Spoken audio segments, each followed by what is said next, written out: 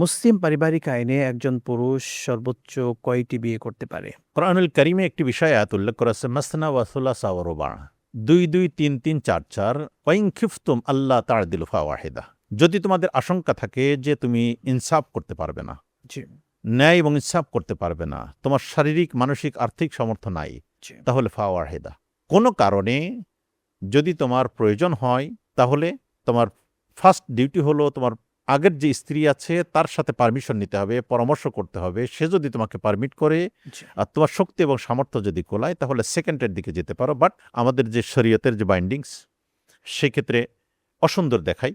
একটা হলো জায়েজ, আর একটা হলো অসুন্দর। হ্যাঁ, জায়েজের ক্ষেত্রে যদি সামর্থ্য থাকে, অর্থনৈতিক সামর্থ্য থাকে, ফিজিক্যাল সামর্থ্য থাকে, এরপরে পারিবারিক কলহের আশঙ্কা না থাকে, সম্পদের বন্টনের ক্ষেত্রে যদি দ্বৈত নীতি না হয়, জি। তাহলে সেক্ষেত্রে ইসলাম পারমিট করছে।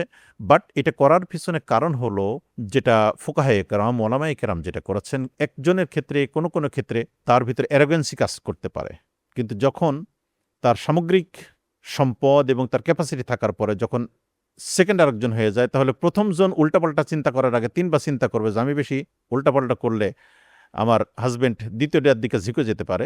সেই কারণে এদিক থেকে বিরত থাকার একটা বিষয় হতে পারে। জি, তো আমরা যে জিনিসটাকে ফলো করব, আমাদের এই সাবকন্টিনেন্টে একটা পরিবারে একটা দম্পতি, বিশেষ করে একজনকেই বেশি গুরুত্ব দেওয়া হয়ে থাকে, এবং আমাদের যে ক্যাপাসিটি, সেই ক্যাপাসিটির ভিতরে এটার ভিতরেই সীমাবদ্ধ থাকাটা বেস্ট। এর বাইরে যদি কোনো কারণে যেতে হয়, তাহলে পারমিশন নেওয়াটাই ইসলামী শরিয়াত অ্যালাউ করছে।